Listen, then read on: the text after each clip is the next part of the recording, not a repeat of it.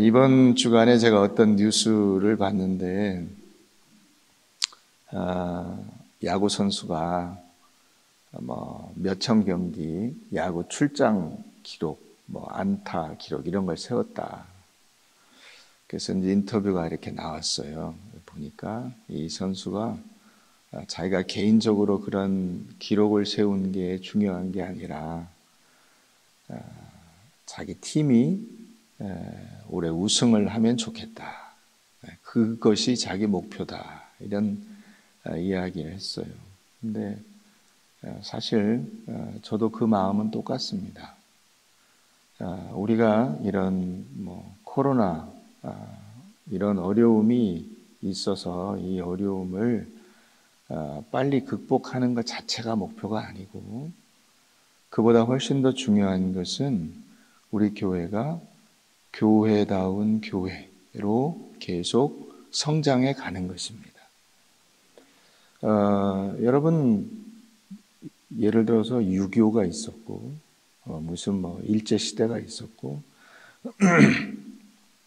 그런 어떤 큰 혼란이 있었던 때에 그것을 극복하는 그 자체가 문제가 아닙니다. 훨씬 더 큰 과제는 뭐냐면, 그럼에도 불구하고 하나님을 예배하고, 그럼에도 불구하고 하나님의 귀한 성도로 세워져서 그런 어려움 속에서도 하나님의 사람으로 사는 겁니다.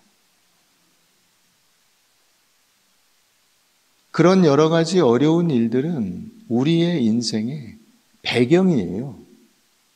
우리 인생을 드라마나 영화로 치면 뒷배경이에요. 오늘 제가 그 말씀을 하려고 하는 거예요. 그 배경은 중요하지 않아요. 뭐가 중요하죠? 주인공이 어떻게 연기를 하느냐가 훨씬 더 중요한 거예요. 배경은 주인공 때문에 있는 거예요. 그런데 그 배경을 바꿀 필요가 없어요. 여러분, 우리나라에서 엄마 연기나 혹은 아내 연기를 잘하는 사람들로 우리가 이런 사람들을 꼽을 수 있죠. 김혜자, 고두심, 나문희, 김혜숙 이런 사람들. 그 사람들은 연기를 할 때마다 어떤 드라마에 이렇게 한 편 나올 때 그 배경이 달라져요. 어떤 때는 부잣집 아내로 나올 수도 있고요. 가난한 집 아내로 나올 수도 있어요. 부자 엄마로 나올 수도 있고 가난한 엄마로 나올 수도 있어요. 그런데 그게 문제가 되질 않아요. 어떤 집의 엄마로 어떤 집의 아내로 살든지 상관없이 기가 막히게 그 대본에 맞는 연기를 잘하는 거예요. 그 사람들이 실제로 자기 집에서 자기 남편과 그렇게 사는지는 모르겠어요. 그거는 그럴 수도 있고 아닐 수도 있어요. 그건 모르죠. 그죠? 남편에게 물어봐야 되겠죠. 그러나 적어도 그 겉으로 드러나는 그 모습 자체는 기가 막힌 연기를 하는 거예요. 우리 인생을 이렇게 연기로 거짓말로 살라는 말이 아니라 마치 그런 것처럼 우리가 하나님께서 우리에게 그 역할을 주셨거든요. 그럼 그 역할을 우리가 잘 감당해내는 거예요. 여러분들이 예를 들어서 좀 있는 집에 살 수도 있고요. 배운 사람으로 살 수도 있고요. 좀 지위가 있는 사람으로 살 수도 있어요. 그렇지 않고 반대로 가난한 집에 살 수도 있고요. 못 배운 사람으로 살 수도 있고요. 그건 여러분들이 맡은 인생 배역이에요. 그런데 어떤 배역을 맡았던지 간에 상관없이 그 역할을 잘해야 되잖아요. 그죠? 내가 부자든 가난한 사람이든 배운 사람이든 못 배운 사람이든 어떤 위치에 있든 그거에 상관없이 내가 맡은 그 주인공의 역할을 잘해야 되잖아요. 그걸 잘하라는 얘기예요. 오늘 말씀. 이 베드로전서는 이방 세상 속에서 살아가는 성도들에게 주신 말씀입니다. 그런데 그 이방 세상이라는 것이 기독교인들에게 그렇게 호락호락하지 않아요. 이 당시 특히 1세기에 이 초대교회 교인들에게 그들이 살아가는 그 삶의 환경은 굉장히 힘들고 고통스럽고 어려웠어요. 더군다나 거기 예수를 믿는다는 것 때문에. 그러면 하나님께서 우리가 생각할 때 예수를 믿으면 좀 잘 살게 해주고 좀 올라가게 해주고 뭔가 이렇게 문제가 해결되게 해주고 그렇게 해주셔야 되는 거 아닙니까? 이렇게 말할 수 있어요. 그런 불평이 있을 수 있습니다. 근데 하나님은 거기에 대해서 말씀하지 아니하시고 뭐라고 하냐? 신앙의 가장 중요한 본질이 뭐냐 하는 것을 우리에게 가르쳐 주는 거예요. 신앙의 가장 중요한 본질은 순종인데 그 순종은 힘들고 어려운 위치와 환경에 있을수록 더 잘 배울 수 있다는 것입니다.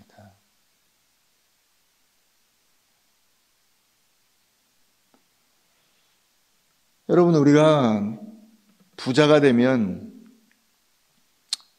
인생이 훌륭해지냐?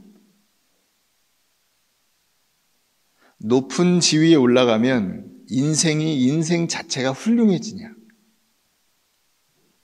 전혀 아니라는 사실을 우리가 세월을 살면서 보게 됩니다. 전혀 아니에요. 그가 재벌이냐, 변호사냐, 무슨 정치가냐, 상관이 없어요. 여러분, 많은 사람들에게 혀를 끌끌 차게 하는 그런 사건들이 이 사회에 계속 일어납니다. 그건 지금뿐 아니라 옛날부터 지금까지 계속 마찬가지예요. 그럼 그런 사건 속에서 가난한 사람이라고 해서 죄를 저지르지 않고 부자라고 해서 깨끗하게 살지 않는다는 사실을 우리는 끊임없이 발견하는 것입니다. 그게 배경이에요, 배경. 뒤에 제가 연극 배우로 나왔는데 뒤에 배경이 어떤 것들이 있어요. 부잣집 가구들이 쫙 놓여있고 바닥에 카페트가 깔려 있어요. 그런데 여기서 제가 제멋대로 살면 어떤 일이 벌어집니까? 술 먹고 담배 피고 마약하고 이런 일들이 여기 벌어지는 거예요. 반대로 이 뒤에 허름한 가구가 놓여있고 집이 그냥 다 쓰러져가는 그런 집에서 역시 술 먹고 담배 피고 무슨 나쁜 짓 하고 이런 일들을 하고 있는 거예요. 그게 뒷배경하고 뭔 상관이 있어요? 그죠?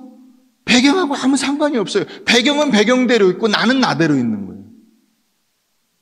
근데 많은 사람들이 어떻게 착각하죠? 이 배경이 바뀌면 나도 바뀐다고 생각을 하는 거예요. 아니죠.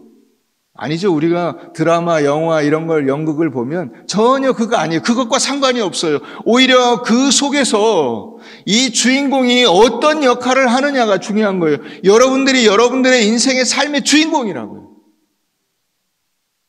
그런데 어떤 배역을 맡았죠? 순종의 배역을 맡은 거예요. 순종의 배역을. 그 대본을 받았다고요.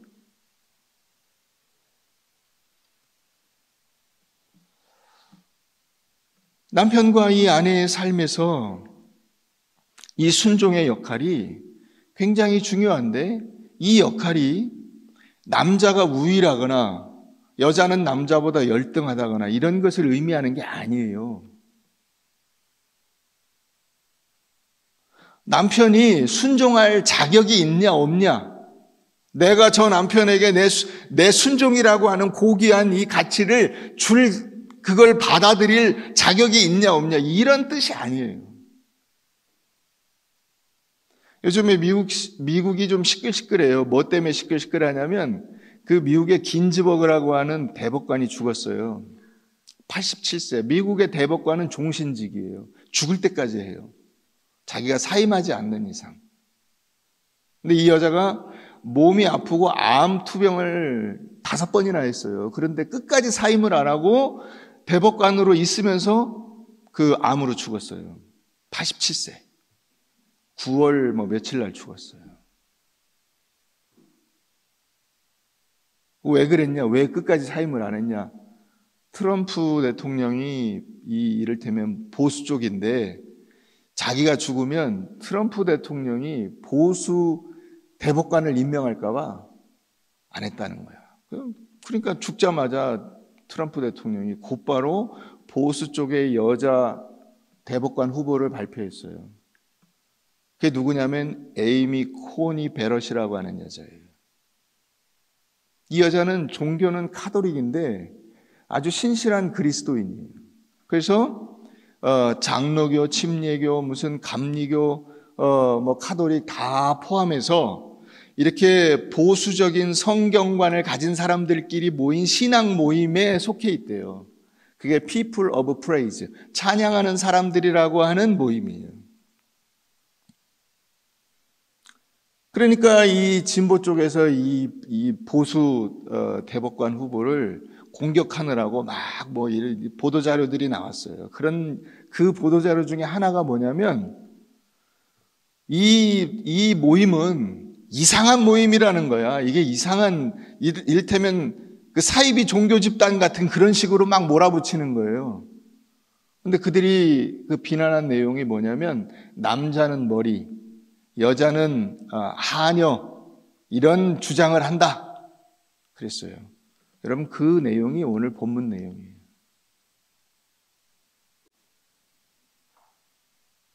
여러분 기독교는 한 번도 기독교가 존재한 이래로 지금까지 남자는 머리, 여자는 하녀라고 해서 신분상의 차별을 한 적이 없어요. 기독교가 지금까지 이 기독교 신앙을 유지해 올 수 있었던 배경이 뭐냐? 남자나 여자나 이방인이나 자유자나 있는 자나 없는 자나 종이나 상전이나 다 그리스도 안에서 하나라고 하는 이 평등의식을 전제로 했기 때문에 온 거예요. 우리나라에서도 그런 예는 수도 없이 많아요. 우리가 대표적으로 김제의 금산교회를 들 수 있죠. 이 금산교회는 조덕삼이라고 하는 대지주의 그 엄청난 부잣집 사랑방을 내줘서 그 조덕삼 씨가 거기 예수를 믿기 시작하면서 시작이 됐어요. 그런데 거기 같이 신앙생활을 한 사람이 누구냐면 이자익이라고 하는 그 집 종이에요. 머슴. 그런데 그 조덕삼과 이자인, 집주인과 머슴 둘을 놓고 장로 투표를 했는데 이자익이 먼저 장로가 됐어요. 그러니까 조덕삼 씨가 박수를 쳐준 거예요. 그리고 조덕삼 씨가 이 이자익, 그 당시는 영수를 이 극진히 모셔서 평양신학교회에 가서 공부도 시켜서 목사를 만들고 자기는 그 다음에 그 교회 장로가 됐어요. 여러분 이게 기독교예요. 일반 세상 같으면 있을 수 없는 일이죠. 어디 주인보다 머슴이 먼저 장로 자리에 오르고 목사가 되고 뭐 주인이 공부시켜가지고 사람을 만듭니까? 그런 예가 있었습니까?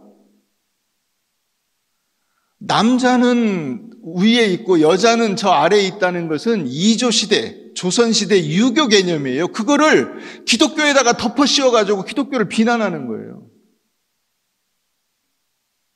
그거 아니에요. 전혀 아니에요.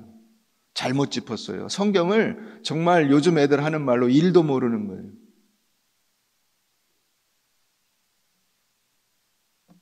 남편이 자격이 있냐 없냐 이런 문제가 아니에요. 배역의 문제예요. 배역의 문제. 오늘 이 본문에 여자에게 이 아내에게 남편에게 순종하라라고 하는 것은 배역을 그렇게 하나님이 주셨다는 거야. 대본을 그렇게 써 주셨다는 거예요. 왜요? 우리가 다 예수 그리스도를 만날 때 예수님을 신랑으로 우리는 신부로 만날 것이기 때문에 여기서 신부 역할을 잘 해야 되잖아요. 그걸 주신 거예요. 그 역할을 네가 여기서 열심히 연습을 해야 진짜 신랑을 만났을 때 신랑을 잘 섬기지 않겠냐. 예수님께서 우리를 구원하시기 위해서 인간으로 오셔서 십자가를 지시고 죽으심으로 모든 인간을 섬기고 희생하신 것처럼 너도 그 희생과 섬김을 연습해라. 그게 순종하라는 명령이에요. 그래서 이 아내가 순종하는 이 역할을 신실하게 수행하면 처음에는 연습으로, 신용으로 시작할 수 있지만은 나중에는 그게 몸에 배서 진짜 신랑을 만났을 때, 예수님을 만났을 때 잘할 수 있지 않겠냐.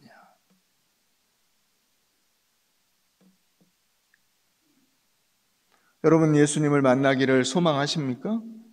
그러면 그때 예수님을 만나서 여러분들이 신실한 신부의 역할을 감당해야 되는데 어떻게 하실 거예요?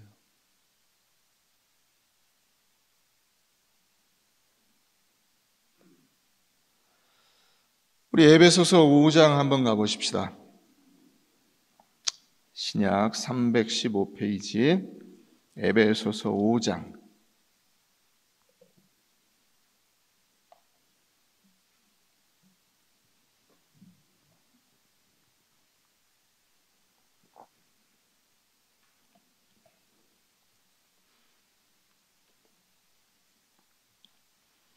(21절부터) 보겠습니다.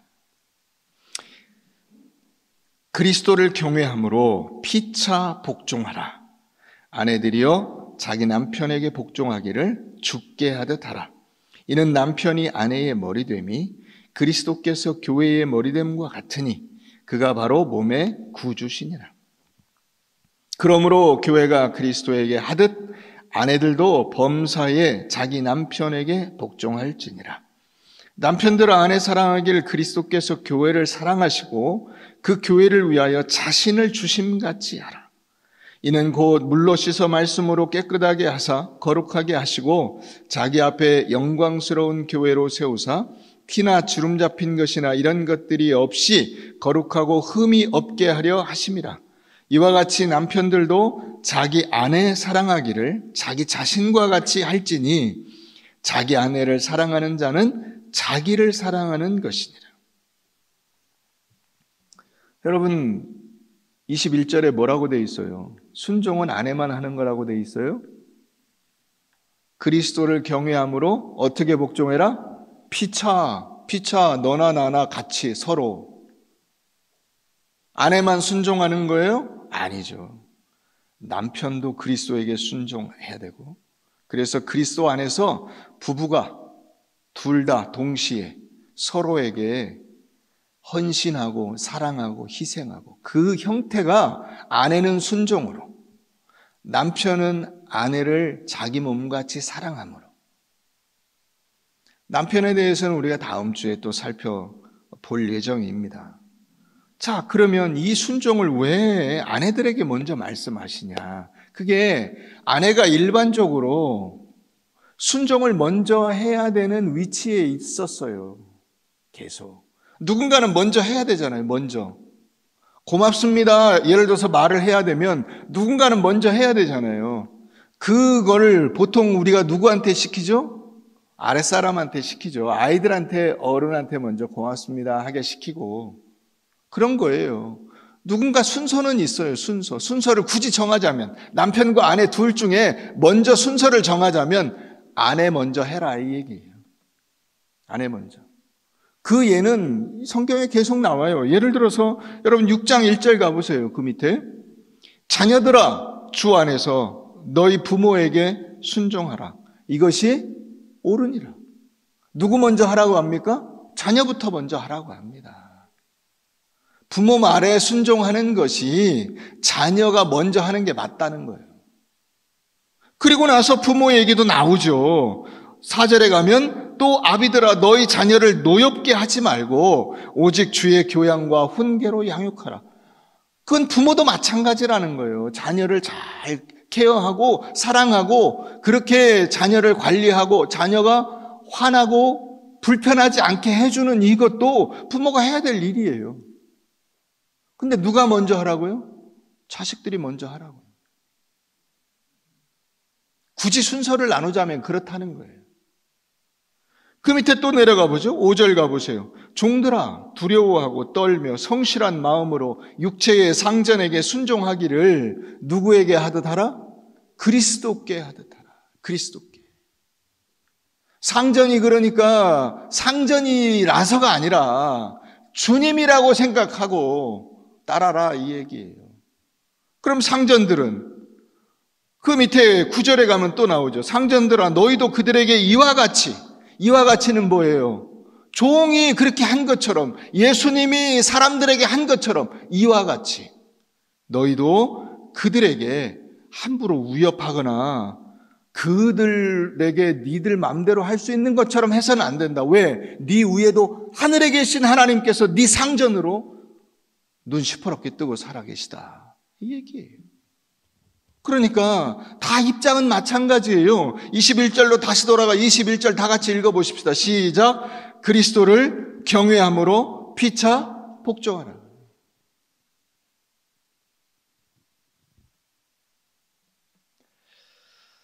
여러분, 내가 서 있는 자리에서 예수님을 닮아가는 거예요. 그게 너무나 중요한 일이기 때문에, 너무나 중요한 일이기 때문에 여러분들이 오디션을 보는 거예요. 배우가 돼서 배우 오디션을 보는데 하나님에게 픽업이 되면 하나님께서 여러분들을 써주신다고요.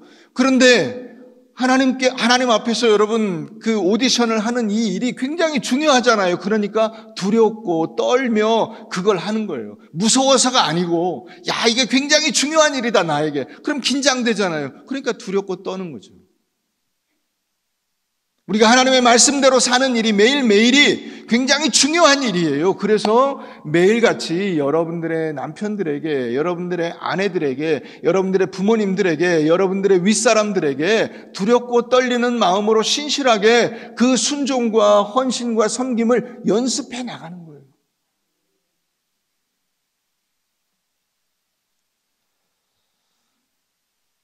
그래서 종이나 아내나 자녀들이 두렵고 떨림으로 순종하라는 말씀이 있는 거고, 이것은 하나님이 우리에게 맡겨주신 배역이에요. 배역. 역할을 주신 거예요. 그럼 감사하죠. 그 역할을 내가 잘 감당하고 하나님 앞에 칭찬을 받아야죠.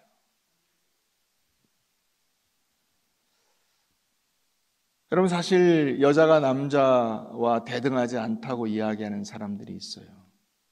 근데 그거는 20세기까지는 그랬을지 몰라요. 그러나 21세기 들어서는 그렇지 않습니다. 지금 여러분 보세요. 부부가 이렇게 요즘 이 젊은 부부들 나타나면은 보통 남자들이 아기 안고 업고 기저귀 가방 들고 그러고 있어요. 남자 엄마들로서는 참 속 터질 일인데, 그렇지 않아요? 네. 어디 여자에게 여자가 열등하다 이런 얘기를 할 수가 있습니까? 또 설사 그렇지 않다 하더라도 남자가 50 넘잖아요. 그러면 다 벌벌 기고 살아요. 우스갯소리가 있어요. 남자들이 잔뜩 모였는데 한 분이 물어봤대요. 여러분들 중에 자기가 공척을 하고 생각하는 사람들 한번 손 들어보라고, 이쪽으로 모이라고. 그래서 이게 거기 한 수십 명이 모였는데 다 공척하라고 생각하는 사람들 쪽에 가서 섰는데 한 사람만 그쪽으로 안 가더래요. 그래서 야, 대단하다. 어떻게 공처가가 아니 이렇게 집에서 길을 펴고 사시냐 그랬더니, 오늘 아침에 나올 때 우리 집사람이 사람들 많이 가는 쪽으로 가지 말라 그러더라. 그래서 안 갔다는 거예요.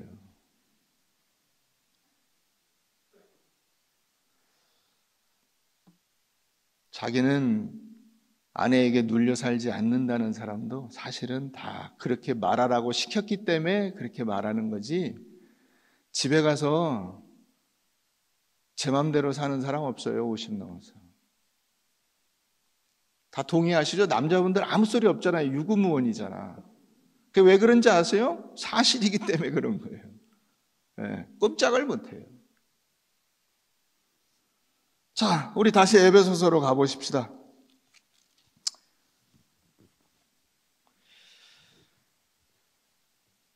뭐 더 얘기해봤자 저도 뭐 할 말이 없으니까 우리 에베소서로 가보십시다. 자, 1절, 3장 1절 가봅니다. 다 같이 읽어봅니다. 시작. 아내들아, 이와 같이 자기 남편에게 순종하라. 이는 혹 말씀을 순종하지 않는 자라도 말로 말미암지 않고 그 아내의 행실로 말미암아 구원을 받게 하려 함이니. 여기 말과 행실이 대조되어 있어요. 이 행실을 뭐 곱게 하라 뭐 이런 뜻이 아니에요. 여기 이 행실은 순종하는 그 행위를 말하는 거예요. 순종하는 행위. 이 행실이라고 하는 이 단어가요, 무슨 뜻이냐면 이게 아나스트로페라고 하는 이 헬라어인데, 이 말은 무슨 말이냐면 내 마음이 낮은 데서 높은 쪽으로 이렇게 방향을 바꿔서 올라가. 그래서 내가 마음이 바뀌었어요. 그래서 나오는 행동, 그게 행실이에요. 그래서 이걸 다른 말로 바꾸면 무슨 말이냐면 행동이 업그레이드 된 거잖아요. 내 마음이 업그레이드 된 데서부터 행동이 업그레이드 돼서 나오는 이거예요. 그게 그래서 다른 말로 바꾸면 여러분들이 아는 단어, 매너예요, 매너. 이게.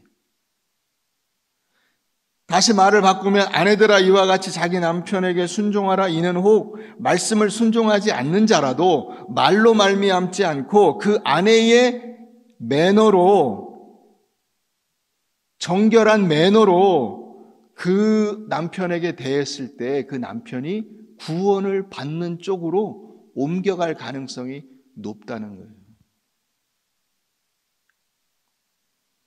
변화된 인격과 삶이에요. 여기 행실이라는 말이. 그래서 여러분, 남편이 예수를 안 믿었어요. 그러면 아내가 교회를 다닌다 그러면 눈여겨보지 않겠어요? 우리 아내가 교회 나가고 있는데 어떻게 그 인생이 바뀌나, 살아가는 게 어떻게 바뀌나,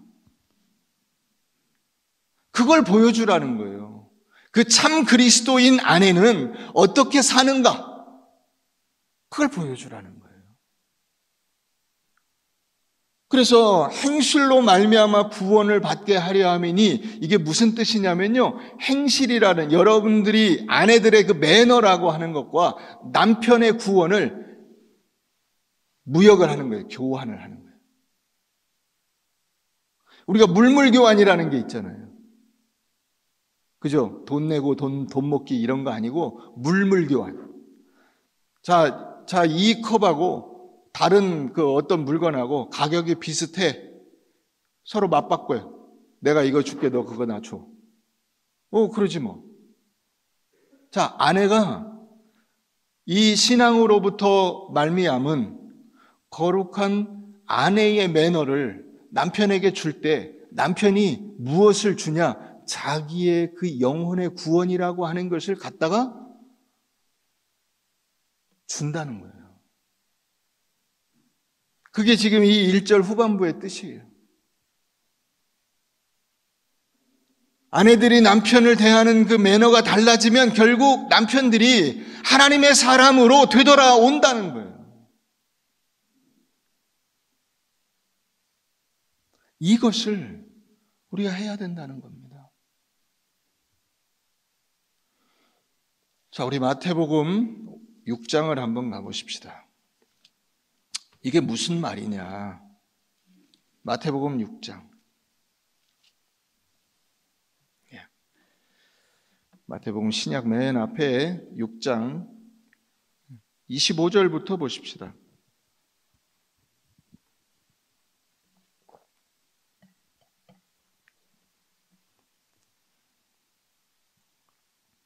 그러므로 내가 너희에게 이르노니 목숨을 위하여 무엇을 먹을까, 무엇을 마실까, 몸을 위하여 무엇을 입을까 염려하지 말라.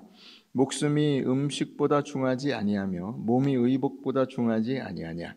공중의 새를 보라. 심지도 않고 거두지도 않고 창고에 모아들이지도 아니하되 너희 하늘 아버지께서 기르시나니 너희는 이것들보다 귀하지 아니하느냐.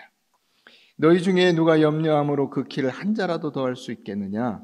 또 너희가 어찌 의복을 위하여 염려하느냐. 들의 백합화가 어떻게 자라는가 생각하여 보라. 수고도 아니하고 길쌈도 아니하느니라. 그러나 내가 너희에게 말하노니 솔로몬의 모든 영광으로도 입은 것이 이 꽃 하나만 갖지 못하였느니라. 오늘 있다가 내일 나궁이에 던져지는 들풀도 하나님이 이렇게 입히시거든 하물며 너희일까 보냐 믿음이 작은 자들아. 그러므로 염려하여 이르기를 무엇을 먹을까 무엇을 마실까 무엇을 입을까 하지 말라. 이는 다 이방인들이 구하는 것이라. 너희 하늘 아버지께서 이 모든 것이 너희에게 있어야 할 줄을 아시느니라. 이게 무슨 말이냐면 하나님을 믿고 하나님의 그 통치 아래에 있는 성도들은 이 무엇을 먹느냐, 입느냐, 마시느냐 하는 이런 몸을 보존하고 생명을 연장하는 이와 같은 일, 그런 것을 내가 하려고 애쓸 필요가 없다는 거예요.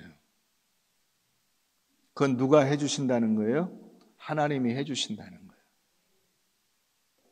그런데 하나님의 통치 아래에 있지 않은 사람들, 예수를 모르는 사람들, 하나님을 거부하고 하나님의 그 은혜로부터 배반하고 불순종하는 사람들, 이방인들은 그걸 자기가 해결해야 되잖아요. 그러니까 그 사람들은 자기가 무엇을 먹을까, 무엇을 입을까, 무엇을 마실까를 걱정하는 거예요. 그리고 자랑할 것이 그거밖에 없어요. 그런데 우리는 그런 것이 우리의 인생의 목적이 아니고 그런 것이 내 인생의 자랑이 아니에요.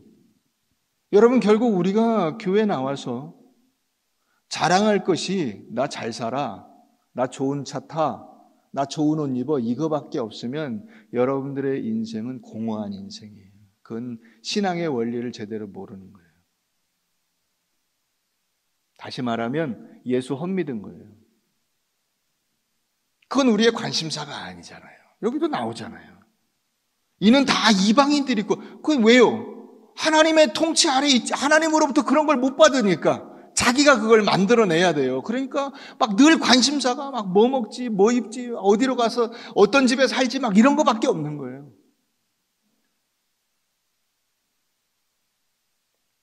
이 모든 것이 너희에게 있어야 할 줄을 하나님이 아신다 모르신다? 아셔요. 우리는 그러니까 33절 다 같이 읽어봅니다. 시작. 그런즉 너희는 먼저 그의 나라와 그의 의를 구하라. 그리하면 이 모든 것을 너희에게 더하시리라. 무슨 얘기냐?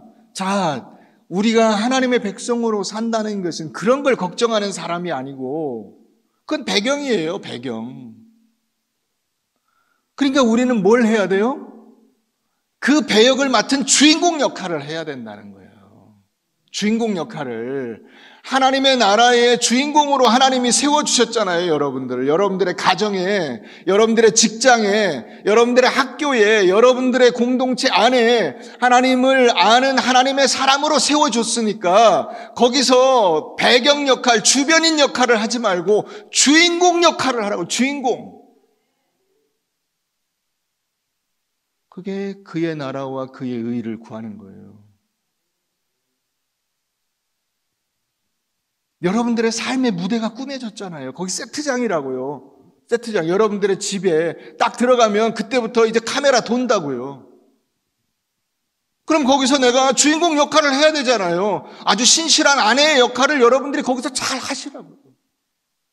훌륭한 자녀의 역할을 하시라고요. 그런데 거기서 뭘 염려하고 있죠? 얼마나 돈이 많냐, 얼마나 높은 자리에 올라가냐, 이런 것만 걱정하고 있어요. 내 인격과 변화된 삶, 다시 말하면 내가 하나님 앞에서 부여받은 그 신실한 매너, 그리스도인으로서 살아가는 그 위치와 자격, 이것을 생각하지 않고 엉뚱한 데 눈 돌리고 있는 거예요. 그래서 연기를 어떤 역할을 하죠? 불순종하는 역할을 해버려요. 대본은 순종하는 역할을 받았는데 완전히 다른 길로 가버리는 거예요.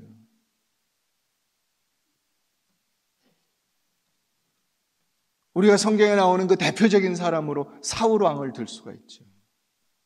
순종하는 역할을 받았는데 제사를 거창하게 드린다는 이유로 하나님을 불순종하는 대로 갚버리잖아요. 그러니까 하나님 뭐라고 하세요? 제사보다 순종이 더 중요한 거야.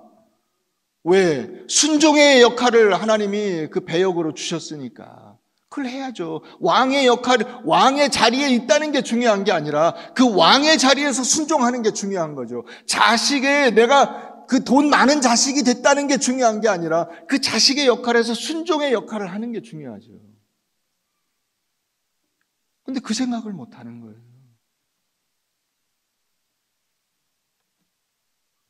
하나님께서 명령하시는 그 삶을 살아서 나라고 하는 하나님의 피조물, 또 하나님의 그 통치의 대상 뿐만 아니라 나라고 하는 그 하나님의 자녀가 하나님을 드러내는, 하나님이 살아계신, 하나님이 통치하시는, 하나님이 우주의 왕이신 그 증거가 되고 그 하나님을 나타내고 영광을 받으시는 삶을 살아라.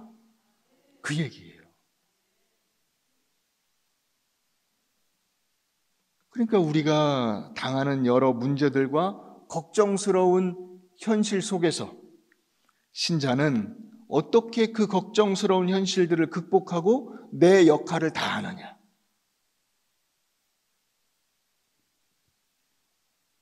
몸이 아픈데도 어떻게 하나님 앞에 순종하는 삶을 사냐. 집이 가난한데도 내가 어떻게 순종하는 삶을 사냐. 남편이 개차반인데도 어떻게 신실한 아내로 사냐. 집이 찌러지게 가난해서 공부하기 어려운 상황인데도 어떻게 하나님의 신실한 자녀로 사냐. 이게 중요한 것이지. 거기서 뭘 입었냐. 여러분 주인공이 뭘 입었냐가 그렇게 중요해요? 연기가 훨씬 더 중요하죠. 그렇지 않아요? 주인공이 어떤 세트 속에 앉아있느냐가 중요해요? 어떤 의자에 앉아있냐가 중요해요? 아니죠. 그가 어떻게 연기하냐가 더 중요하죠.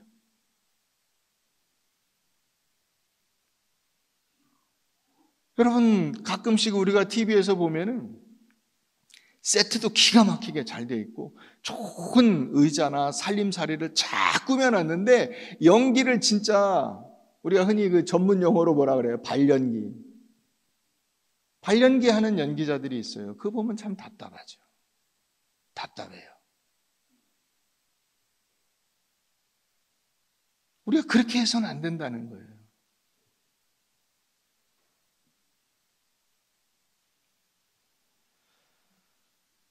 매일매일 우리가 살아가는 그 하루하루가 예수님께서 십자가를 지신 것 같은 그와 같은 순종으로 살아가는 거예요.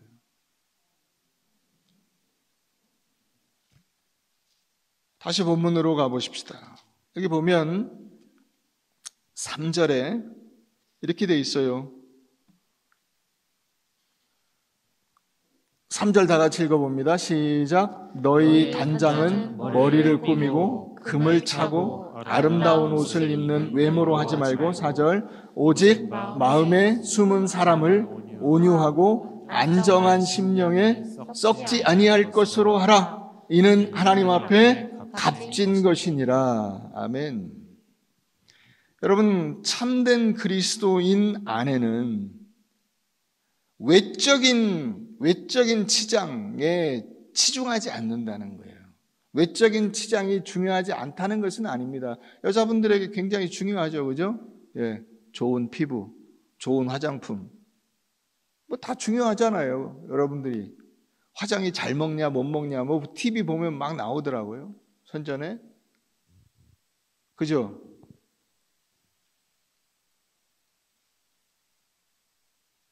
이 정막은 무엇인가요?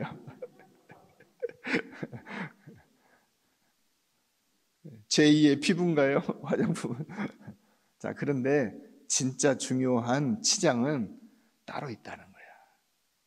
그 한 가지가 뭐냐면 온유함이죠. 온유함. 그죠? 이 온유함은 무슨 말이냐면 다른 말로 바꾸면요. 이 온유함 그러니까 많은 분들이 잘 무슨 말인지 이해가 잘 안 되시는 것 같아요. 외유내강이에요. 외유내강. 이 단어의 뜻이, 이 온유함이라고 하는 단어의 뜻이 내 안에, 안으로, 이 겉으로는 부드럽지만은 내 내면 안으로는 하나님의 말씀이 단단하게 자리를 딱 잡고 있는 거예요. 그게 온유함이에요. 그 다음에 안정한 심령이라는 것이 뭐냐면, 여러분, 우리가 왜 이거 요동친다 그러죠.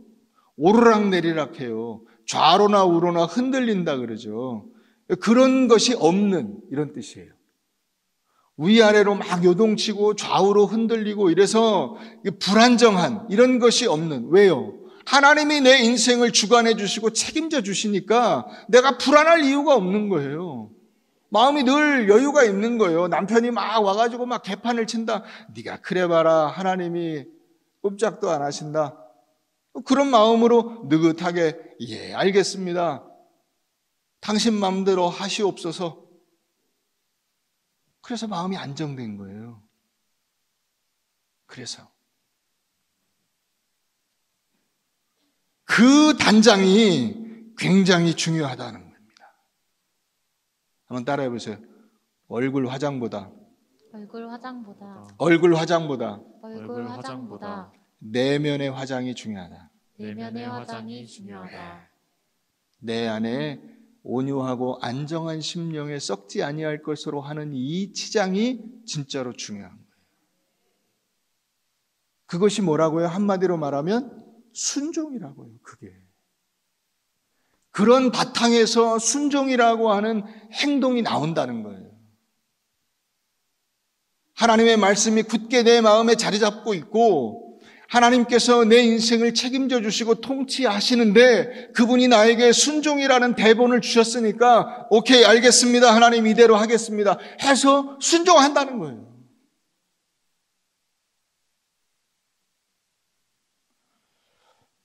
여러분, 결국 우리가 신앙의 진정한 싸움터는 어디냐? 가정입니다. 싸움을 싸워라 그런 의미에서 싸움이 아니라 자기의 인생의 싸움, 자기가 극복해야 될 문제, 자기 안에서 해결해야 될 신앙의 관건, 이런 것이 뭐냐? 결국 가정에서 내가 어떻게 사느냐 하는 거예요. 거기서 내가 아내 노릇, 남편 노릇, 자식 노릇, 부모 노릇, 하나님이 우리에게 주신 그 대본에 합당한 연기를 기가 막히게 해내는 거예요. 여러분, 그러니까 우리가 드라마를 보면 그 영화배우나 연기자들이 얼마나 열심히 그걸 합니까? 그 상황에 딱 부합하는 그걸 바라보는 사람들의 마음을 홀딱 뺏어가는 그런 연기를 하잖아요. 그걸 하나님께서 우리에게 요청하고 있는 거예요. 야, 너 진짜로 그렇게 하는 것처럼 한번 해봐라.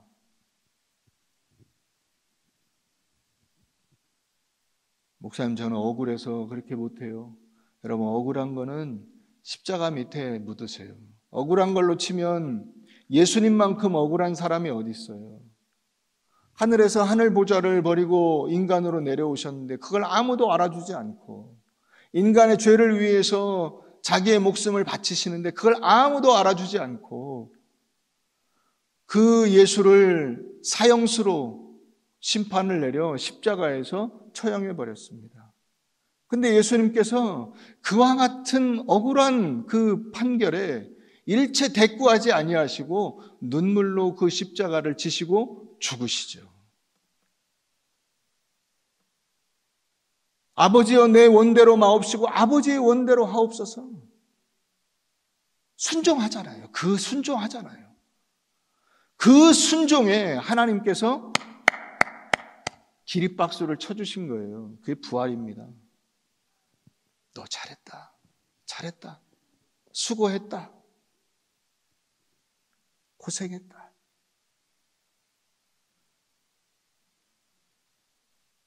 여러분, 하나님께서 여러분들도 똑같이 박수 쳐주시고 칭찬해 주실 거예요. 칭찬해 주실 거예요. 때때로 힘겨우실 때마다 우리와 동행하시고 우리에게 약속해 주신 그 성령님을 요청하세요.